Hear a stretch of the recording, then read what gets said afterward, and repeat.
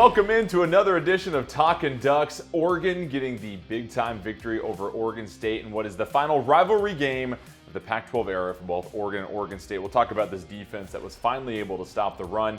Plus, Bo Nix, one game closer to a Heisman Trophy potentially, sets up a big-time matchup that everybody's been looking forward to since October. The rematch against the Huskies will let you know why Oregon should be the favorite in that one, and Dan Rubenstein will join the show as always. But let's go ahead and get to the opening drive, brought to you by Capital Toyota, your way on the highway, and we welcome in the rest of the crew here from the Oregonian, Aaron Fentress, former Captain Comeback, Joey Harrington, trying to make a health comeback of his own right now. And then Anthony Newman, who had a house divided in this game against Oregon State. We'll start with you, Anthony. Obviously, multiple personal reasons why you're very invested in Oregon State. And for Oregon, they were able to finally stop the run against the Beavers. That's what really seemed to stand out in this victory. What did you think about the difference of the defense this year based upon what we saw last year? Well, you know what's funny? The Oregon defense didn't stop the running game.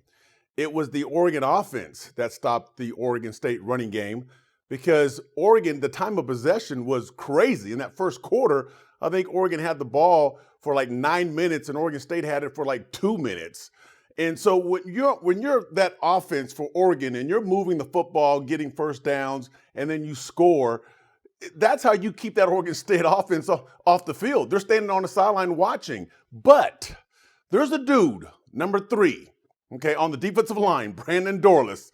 He creates havoc for the running game. He was always in the backfield. He didn't have a lot of tackles, but he was creating all kinds of chaos in the backfield, and the runners were going east and west instead of north and south, which when you watch Oregon State run football, they're a north and south running team, and that wasn't happening on Friday night. It was just great job by the defense. And then Oregon State, they had to score points. So you get out of the running game because you need to throw the football. But Oregon's defense did a great job. Hey guys, just can we acknowledge what just happened? Anthony was given an opportunity to praise the defense, and he started by saying something about the Who are you and what have you done with Anthony? What? Wait, hold on. Do we want to start the show again? Like, can we? No. We are rolling, and it cost us every single second that we are doing the show. He's a pod. But Joey, it's Thanksgiving. Well, it was Thanksgiving. Hey, you know. God, Newman's talking about the offense. You know, Fentress is wearing his Batman and Joker outfit. Trying to stay neutral. Like things are going crazy. Fentress? What? We got to stop. Yeah. Before we even get to Joey for a single point. Where did you find that in your closet? I mean, I would imagine I've had this purple jacket no store would sell that. I've had this jacket for a while, thank you. And it's a beautiful shade of purple, and it's perfect for this week. Was it when you dressed up as the Joker? I'm trolling. I'm not going to lie. I'm trolling. I'm being the Joker. I got my little green thing. Yeah, I'm trolling. I'm not even going to pretend. All right, well, Joker, we'll go ahead and let you talk about this game. What did you make of Oregon? I mean, this really wasn't even close for most of the game here, Aaron. And again, Bo Nix, another masterful performance, and this team has just been methodical in the way that they've been winning games lately. Well, first, props to Joey because he's the one who kind of picked the semi-blowout in this game. I thought it would be close, but it was obvious pretty early on that Oregon State was a little overwhelmed. That long drive ate up a ton of clock, like Newman said, and they did get that touchdown drive to make it 14-7. And I'm thinking, oh, okay, well, let's see what happens in the second half. And oops, 40 seconds later, the Ducks are in the end zone off of an amazing pass from Bo Nix, getting flushed out of the pocket to the right, throwing across the field to Franklin. And at that moment, I'm like, okay, I think this is over because I just didn't see enough from DJ to believe that he was going to be able to overcome the lack of a running game and produce enough big plays against this defense, getting pressure on him and playing pretty good coverage. He just wasn't up to the task. No knock on him. He's a really good quarterback, but he was going to have to be special in this game, throw for 300 plus, 4 touchdowns, and it just wasn't in him and the offense to get it done. Great performance by the Ducks. They definitely have been playing great football since that loss to Washington. They have been elevating their game each week, and this was another example of that. Wait, hold on. Jordan, hold on. Okay, we've had 2 responses. One in which Anthony was praising the offense, and 2 in which Fentress was saying something nice about the Ducks. I've been saying nice stuff all season. Stop. What in the world is going on here? So if the theme is people saying the opposite of what they normally say, I guess you need to say something insightful here then, right, Joey? Ooh. I'm playing. Damn. That was at you too, Newman. Good, more words for us. No, I'm playing. But Joey, I forgot he's on crutches too. I would not have made fun of him. I completely forgot, dude, that you were on crutches. My apologies. So, Joey, I want to go. I was thinking about this.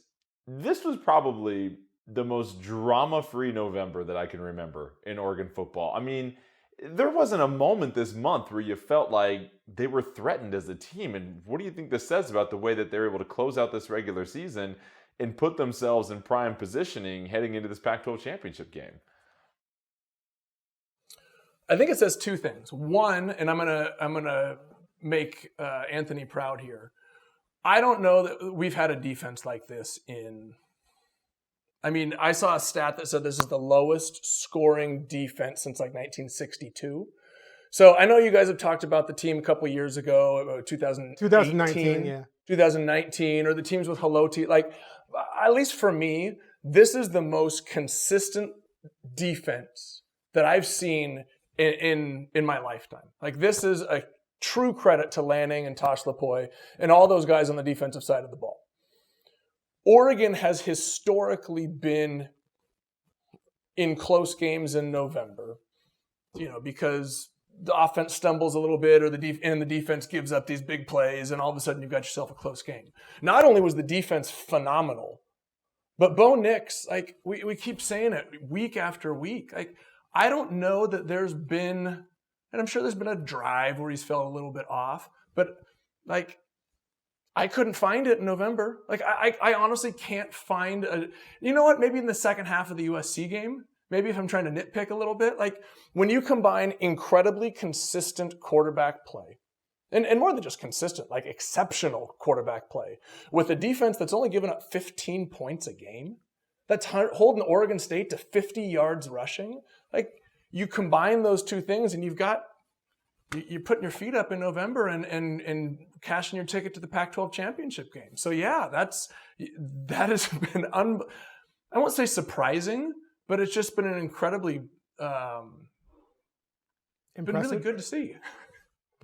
Yeah, you look at Bo Nix, and we'll get to this here a little bit later in the show, but it reminds me of the way Marcus was playing when he was on the cusp of the Heisman Trophy. Just untouchable at this point, and the team was following suit. And this has a lot of similarities to that 2014 team where they stubbed their toe earlier in the season and then just came roaring back heading into a top 10 ranked Pac-12 championship matchup, and that was against number 7 Arizona at the time. But shifting gears to Oregon State, because this is starting to become one of the biggest dominoes as a result of this conference realignment.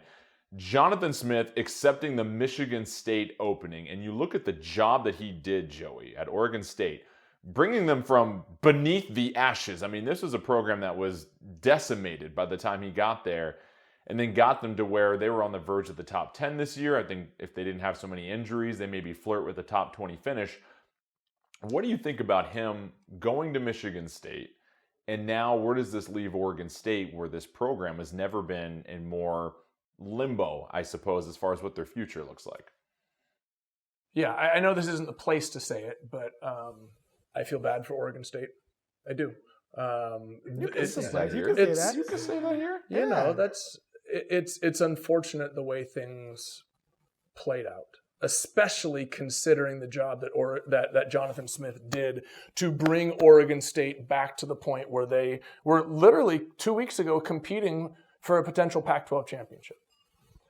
That being said, I don't blame him for leaving. I don't. The situation at Oregon State, and we've talked about it before, is so up in the air. Who's going to leave? Are you going to have the funding? Are you going to have a conference? Are you going to have a TV deal? Who are you going to play next year? You don't have a schedule. The idea of being potentially reduced to I guess it won't be group of 5 anymore, but a mid-major football program, that's not real enticing. And I think in the same way that Oregon chose to follow the other schools or to go with the other schools to the Big Ten out of self-preservation, I think Jonathan Smith probably did the same thing. He said, I want to be a college coach at the highest level. I want to compete for a national championship. I have, I know that I'm talented and can get a team there, but with all the things that are now happening at Oregon State, that's not the same situation I signed up for. And so I don't blame him leaving. It's unfortunate, but that's kind of how it is. And I can say it. I feel bad for Oregon State. Yeah, I think a lot of us do. I think there was just a moment when that game ended as you realized it was just never going to be the same again between Oregon and Oregon State as a result of this conference realignment. And you don't know what the future holds, but you certainly do feel sorry for Oregon State. And kudos to Jonathan Smith and what he was able to do in that short time. And you do wish the Beavers best, and you hope that this rivalry can certainly continue. But with that very political statement out of the way, we got to take a break, because when we come back, we got to talk about Bo Nix, this Heisman Trophy race. Many people think he's maybe not a lock for the #1 spot. What does he need to do against Washington? We'll let you know when we come back on Talkin Ducks.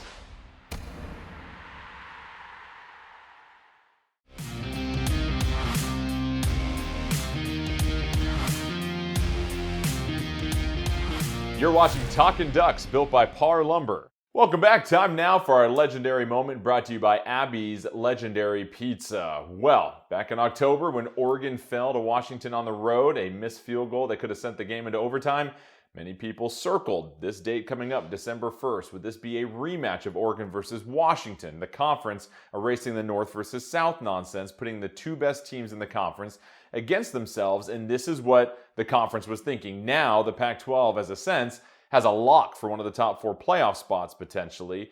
But what do you make about this matchup here, Aaron, and the poetic story that we're going to see here eventually, that Oregon has a chance to redeem themselves against Washington?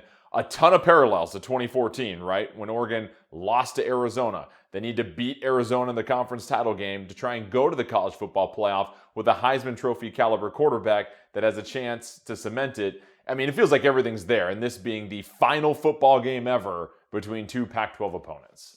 That's depressing, but this matchup is not. This is what we all kind of hoped would happen, and it's here, and it's not like the two teams lost along the way and still got here. They both ran the table to get to this point.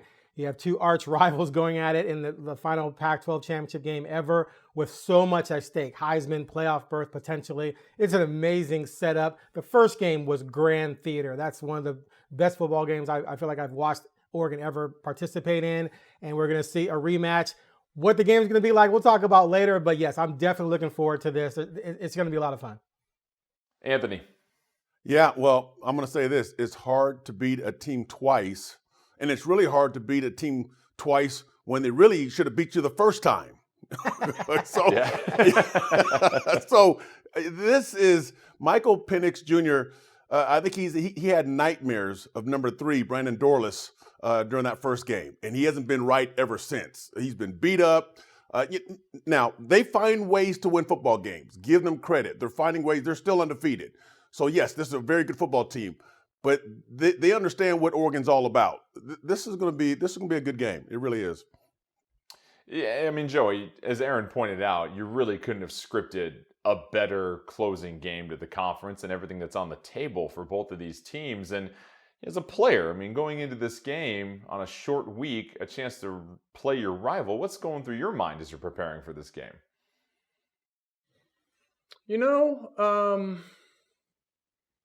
This is one of those moments where you feel like you're almost there. Like you can reach out and touch it, right? We all, as players, Jordan, Anthony, I guess even you, Aaron, we made goals. Like, Aaron, you probably made punting goals. Like you start at the beginning of the season, like, what can I do for my punting average, and how is that going to play out? And when Getting you're sitting teams there inside the 20, that was my big thing. Yeah, exactly. In April, it's forever away, and then it's August, and it's we're getting closer, and then you start playing games. But it's such a long, it's a slog of a season. Like, it just takes forever, and so even those goals just seem so far in the distance. They are right there. Like, that's the difference. Is it's one game. I remember sitting there before the Oregon State game my senior year, and thinking like we are one game away from potentially getting exactly where we wanted to be. And it's such a, like, it's tangible. I think that's the best way to put it. Like, you can literally touch it. And the key is to make sure it doesn't become different than all the others, right? Make sure that you still prepare. Make sure that you're still focused. Make sure that you're not thinking ahead, because that's the scary part. Is you think you're so close and you start envisioning what it's going to be like, and then you forget to do what you need to do to get ready for the game. So yeah, that's what it feels like. Is you are literally on the precipice of just like, I can see it, but I still have to do the things I need to do to prepare and to win the same way like it was week 3. Yeah, it really feels like managing the emotions are more important than anything else coming into this game, and making sure you can still execute the X's and O's. And one reason why this is such a massive game is that there's a Heisman Trophy that might hang in the balance, and Bo Nix has a chance for one more Heisman moment a day before the voting closes. Let's go ahead and listen to Dan Lanning, his thoughts on Bo pursuing the Heisman Trophy. Well, Bo's obviously an elite player, and we're still playing football. I think that speaks to the caliber of player that Bo is. You know, the fact that we're competing for a championship, you know, leads the nation in passing. It's obviously, you know, I don't memorize all of Bo's statistics, but just watch Bo play and watch how much of a difference he makes for us. But just as important of that award, you know, what that is to Bo and our team, he's more excited about getting to play in a championship game this weekend. And I think anybody that's watched Bo Nix play, the caliber that he's played, recognizes that he's definitely deserves merit for that award. All right, Aaron, you heard from Dan. There's a big reason why this team is here, and that's been the play of Bo Nix. And listen, I believe you've got a vote. You look at Nix versus Daniels. It feels like that's what it's coming down to right now from LSU. Penix's kind of out of the question, especially since Bo eclipsed his passing yardage total right now. Where do you lean with Bo Nix getting one more game, and how important that is, the fact that Jaden Daniels does not have another game until his bowl game? It's a national stage, all eyeballs on this one for everyone to see Bo one last time before the voting closes. Put me on the spot, huh? Okay, so Bo needs to have... You don't have to say who you're going to vote for. Just make... Yeah. Bo needs to have a special game, and it's going to be an unfair advantage for him to have that last chance to beat if he beats an undefeated Washington team and puts up 400 yards of total offense and 4 touchdowns, like, he's going to have a very, very strong chance of winning this thing. For me, though, when you look at the two players statistically, it's really not close. It's Jaden Daniels. He has a better passer rating, more touchdown passes, and he has 1,100 yards rushing. I think Bo is under 200. That can't be ignored. He's almost 5,000 yards total offense and 50 touchdowns. That is, to me, almost automatic Heisman, but they have 3 losses. However, 2 of the losses were against Florida State and Bama. Those are great losses, and he was good in those games. So Bo has an unfair advantage in that he has the extra game to maybe convince some voters otherwise, but to me, he's going to have to do something grand because Daniels is the leader in the clubhouse, I believe. Jordan, I think Coach Lanning said the key piece, at least for me. And I say this not as a biased Oregon grad, but as somebody who's like looking at it from, an outside perspective. This award, while for the last 20 years has been given to the best player on the best team, right? It's the most outstanding college football player. And what Bo has done from the very beginning of the season until the very end is, I think, is unlike anybody else in college football right now. And Coach Lanning put it so perfectly that says, we're still playing, right? That's the value that Bo brought to this Oregon football team. Because of him, they're still playing football. And yeah, Aaron, you got a fair point that the two of the losses are against Florida State and Alabama, but it's not like Bo didn't win big football games this year. There is an element, like if it's purely statistic based, which it's not, we'd have given the Heisman to Graham Harrell or to or Kevin Cobb or some of those guys who just put up astronomical numbers. Jaden Daniels has been phenomenal this year, but I think there's an element of this award that is left vague for a purpose. They've never defined what outstanding means. They've never said, they've never tried to quantify that. And I think it's for a reason, because sometimes you just see it. Sometimes you feel it. Sometimes it just speaks to you. And I think what Bo has done in the position that he's put his team in is that special piece that would separate him from Jaden Daniels, who, and even this year, if Jaden wins it, I mean, you can't make an argument that he didn't deserve it. But I think Bo has done enough to separate based on that level of outstandingness. Okay, so let me respond to that. So what's more impressive? Going 9-3 with a defense that gives up 27 points a game, or going 11-1 with a defense that gives up, as you pointed out, 15 points a game? You're saying Lanning says that we're here because of Bo. Your defense is giving up 15 points per game. You're hardly in games. The one game they were really in, they lost. So the defense has been a huge part of them still winning, whereas Daniels lost games to two really good teams who have one loss combined, who were able to put up more points to overcome him in those games because of the defense. So I'm saying I'm not going to penalize Daniels because his defense isn't as good as Oregon's defense, and his numbers are just way better than Bo's because he's rushing for 1,100 yards and 10 touchdowns, which Bo's not fair. good. Fair. I can hear that point, but I'm going to push back on your numbers thing because Jaden Daniels playing into the fourth quarter against Georgia State so that he can put up 500 yards and 8 total touchdowns. Like that is that. And I think it feels to me like there has been some statistic padding at the end of the season.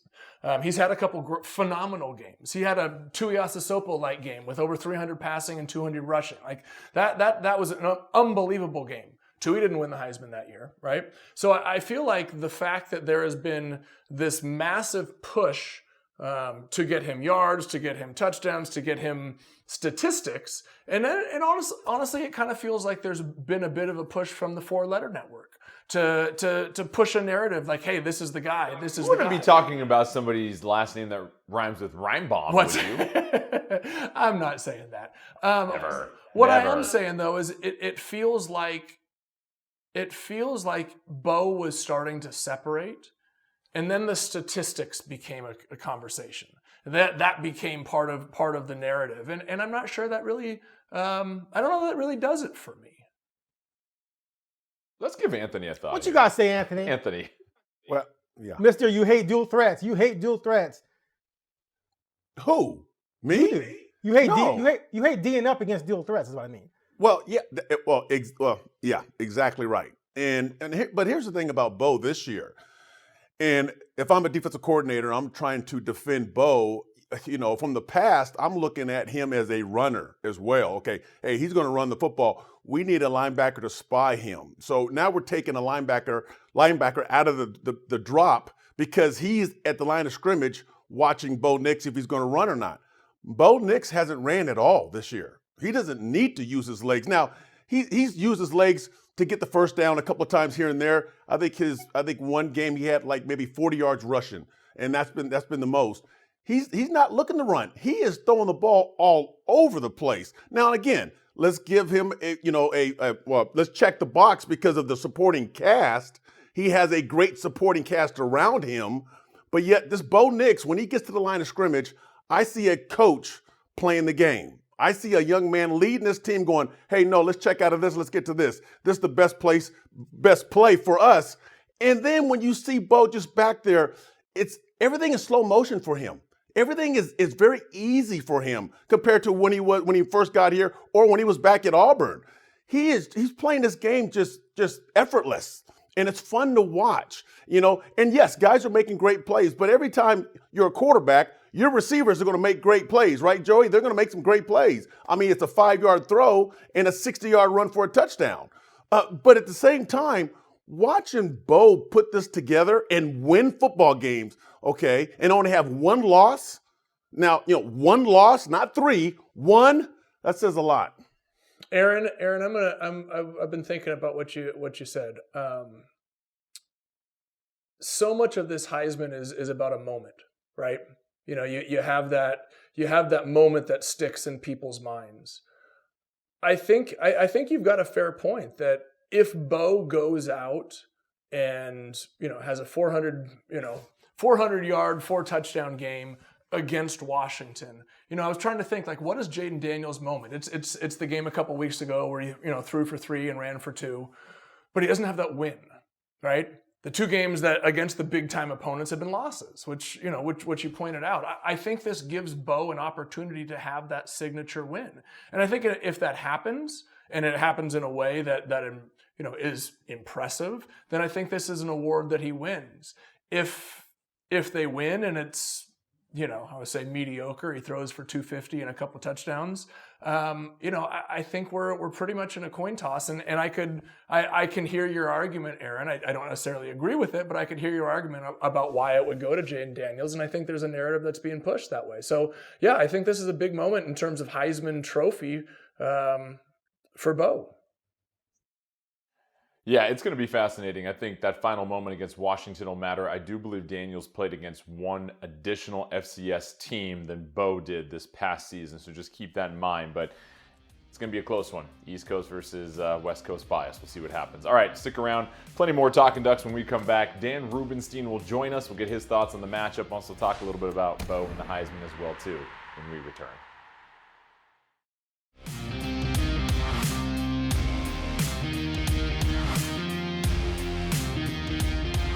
You're watching Talkin' Ducks, built by Par Lumber. Welcome back into Talkin' Ducks. It's time now for It Never Rains with our good friend Dan Rubenstein from The Solid Verbal. And Dan, big game week for the Ducks, obviously. This is kind of one of those games that we circle our calendar when the date comes out a week after Oregon punches their ticket here.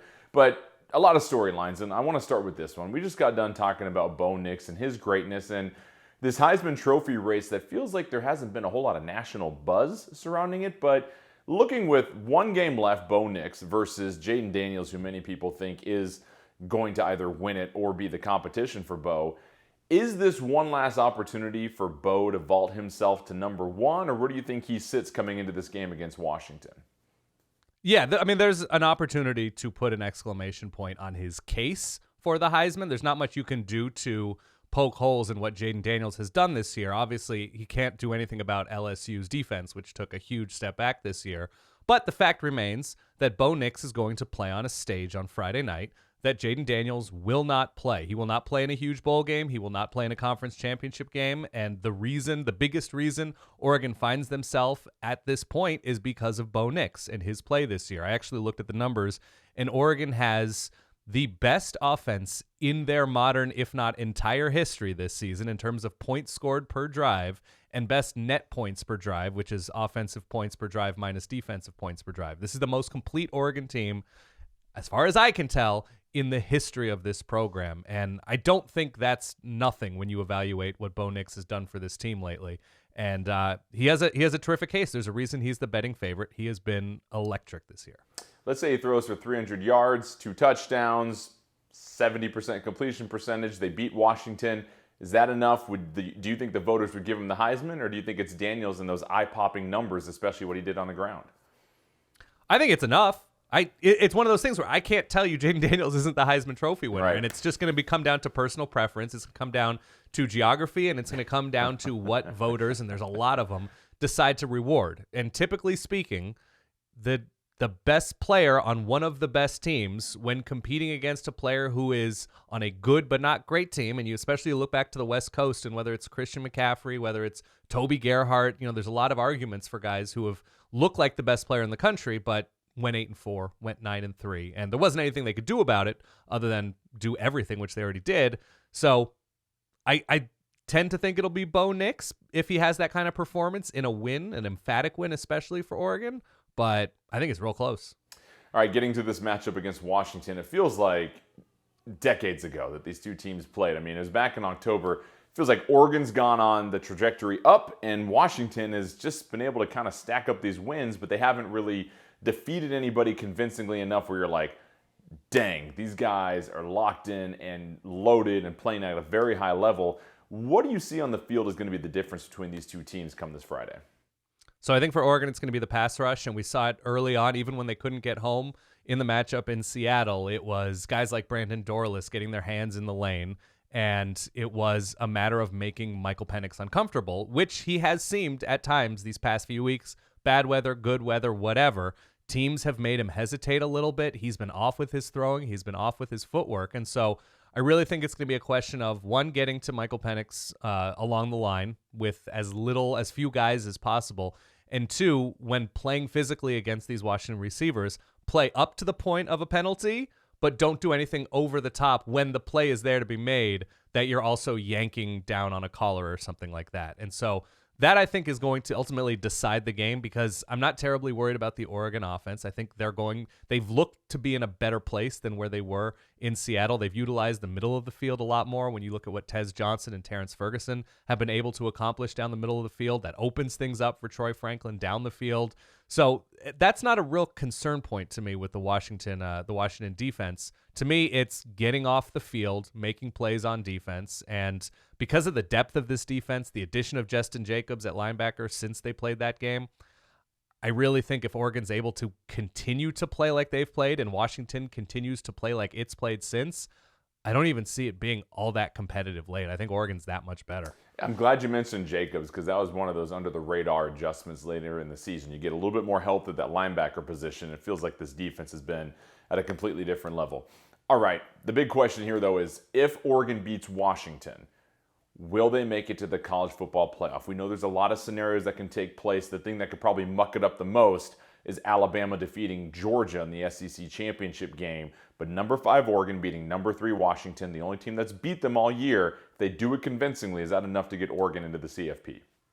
I think so, yeah. I'm not really that hesitant about it. And now it would be a bigger question if Oregon hadn't been the highest-ranked one-loss team all this time in the committee's eyes. But if you're at number 5, sitting at 11-1, playing for the conference championship, and you beat a 12-0 team that's number 3, the justification just isn't there to leave them out. Now, if you want to parse schedules and talk about Texas beating Alabama and them having a common opponent in Texas Tech, which I think is pretty meaningless at this point because this was all like early September, fine. But because of the way the rankings have shaken out, I don't really think there's much of a question that unless something absolutely wild happens, which I don't even think I can map out for you, even if Alabama wins, even if Georgia and Alabama both get in, I still think a Pac-12 team is in the Final Four. Okay. A very confident Dan Rubenstein. I appreciate it. Remind folks where they can catch you. The Solid Verbal Podcast on YouTube, anywhere you listen to podcasts. I'm the more handsome and more correct one all of the time. Just like in this conversation as well, too. All right, stick around. We'll give you our thoughts on the matchup with Washington when we come back on Talkin Ducks.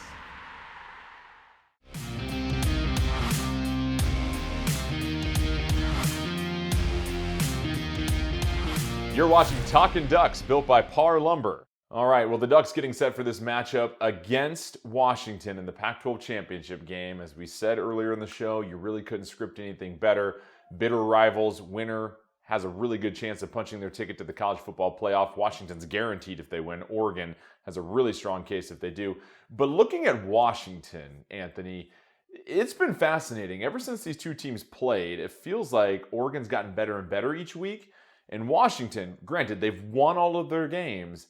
They've had to pull out some last-second wins. You look at one-score victories over Arizona State, Stanford, Washington State at home. This UW team feels a little bit different, but convince me why, as an Oregon fan, you should still be concerned about them as Oregon takes the field on Friday. Well, coaches will always talk about teams find ways to win football games. If they're struggling, they're not playing well, but they still win. And Washington is undefeated. Am I right? They haven't lost a football game. So here's the deal. They understand those tough situations, adverse situations. They know how to fight through those tough times and still win football games. So you got to give them credit for that. But to watch them play, they look a little sloppy. They look like there was times when they should have lost those football games, but they won. Now, when you look at Oregon, they're playing better every game. I mean, it's a machine, and it's offense, it's defense, it's special teams. Special teams are struggling a little bit with the kicker, but that's okay. They're scoring enough points. They don't need the kicker right now. It's offense, it's defense, it's special teams. Well, maybe not special teams. Yeah. But they're playing as a whole, and that's what you want to do when you play in November and you're playing a Pac-12 championship game. You need your whole team to show up. Everybody needs to play well. And I don't see that with Washington, but I do see it with Oregon. Joey, for Washington and for Penix specifically, he just hasn't looked as sharp as he has been. I mean, don't get me wrong, he's still a very big-time lethal threat out there, but something seems just a little bit off. Misses his first 3 throws to start that game against Washington State. Do you think he's playing as sharp as he was when Oregon faced them in October? No, he's not. And I don't want to speculate on what or why, but I think it's a visible fact that he's not. I mean, this is a different Washington team right now than it was midseason.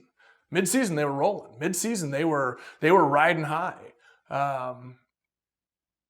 But as somebody who has played a lot of close games in their college career, like Anthony said, even though they have struggled, even though Penix hasn't played as well, even though they turned the ball over 3 times in the first half against Arizona State, they still found ways to win. So yeah, Penix is not as sharp as he was for whatever reason that, I don't think it really matters, but they've still found ways to win, which in and of itself is kind of scary. Yeah, I mean, Aaron, there's an art to winning, right? And winning games does take skill, whether it's coaching decisions or just being able to make a play at that key moment. But what have you noticed from Washington the last 4 or 5 weeks? I mean, is this the same team that Oregon faced against in October? Or what's been the biggest difference? It's been pretty fascinating, really, because they're still explosive, but they're not dominating teams you'd expect them to dominate like Oregon has. Oregon has come up against teams that you expect them to win by a lot, and they're destroying the point spread, right? They're favored by 21, they're winning by 40. And it's not even close going into the second half, whereas Washington's going out there and struggling with Stanford, struggling with Arizona State, struggling with Washington State. I couldn't believe that. I'm thinking they're going to come out and just destroy Washington State at home to set the table for the Pac-12 title game rematch. And it's 21-21 with 2 minutes to go, and Washington State has the ball. That, to me, is just bizarre. But still, Penix, I mean, we can say what we want about Penix, but, against Southern Cal, 73%, 256, 2 touchdowns, but they rushed for like 280 or something. So that took away some of his yards. They scored 52 points.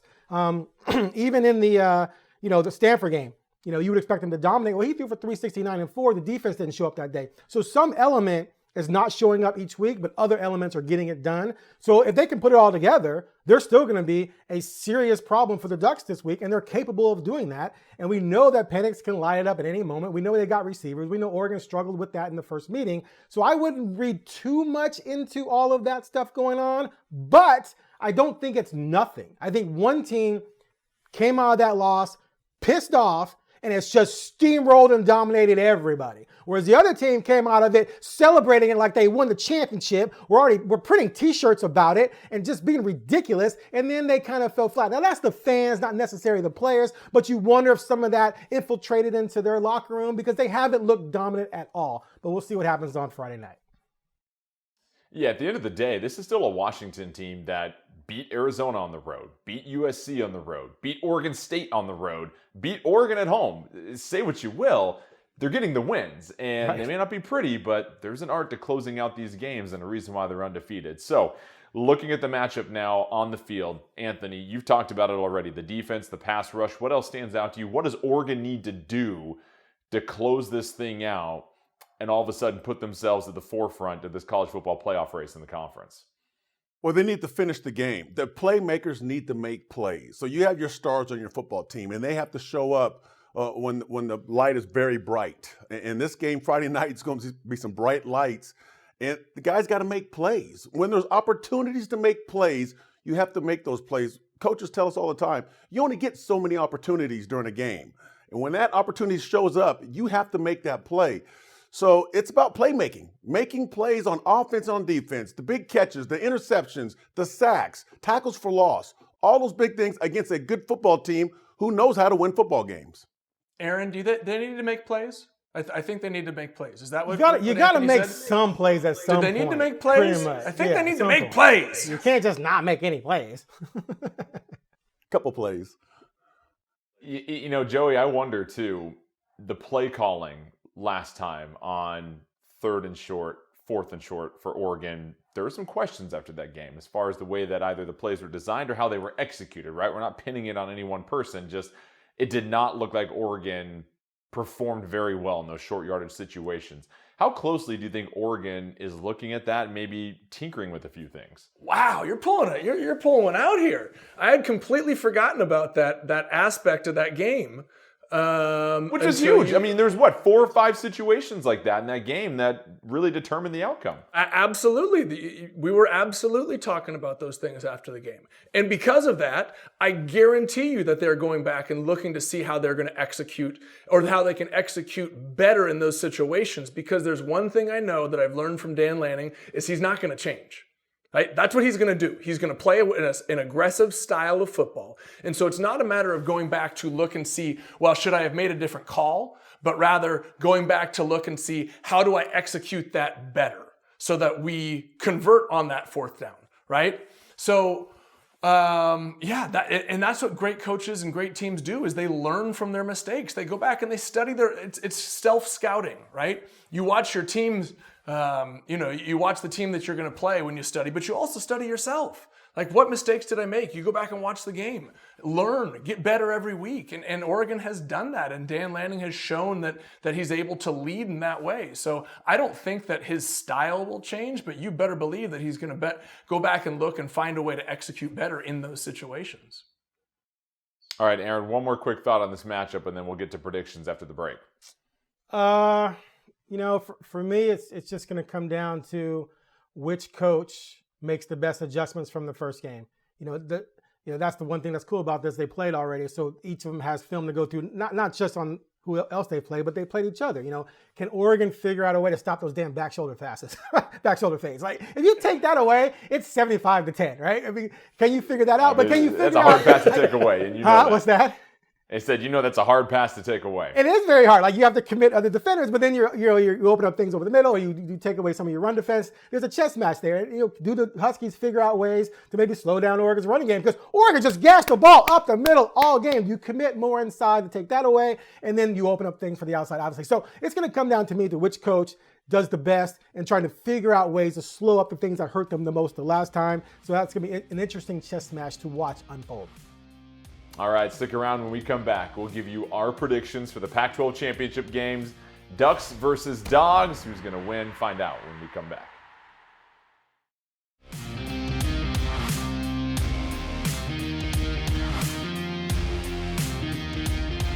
You're watching Talkin Ducks, built by Par Lumber.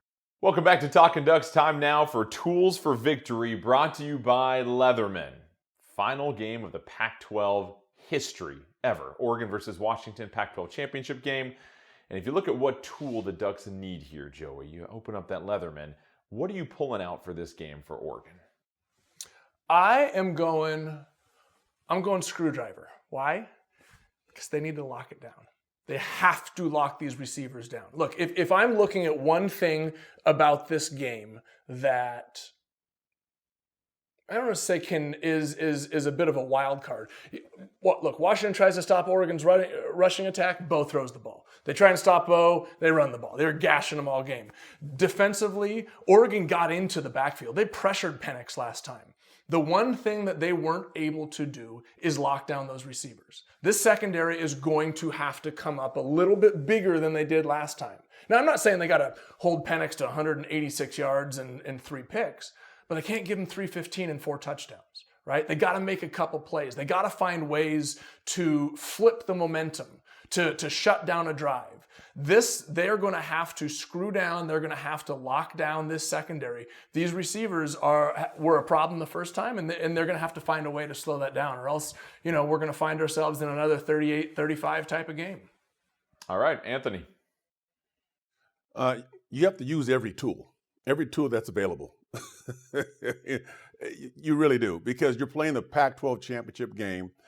In this game, you have a team that can score points. Washington can score points, or they can score enough points to win the football game if it's only 22 points. But they find ways to win football games. So you need to do everything right. You need to cut off the head of the snake. I hate to say that, but that's Penix Jr. You got to get to him, and that's what happened in that last game.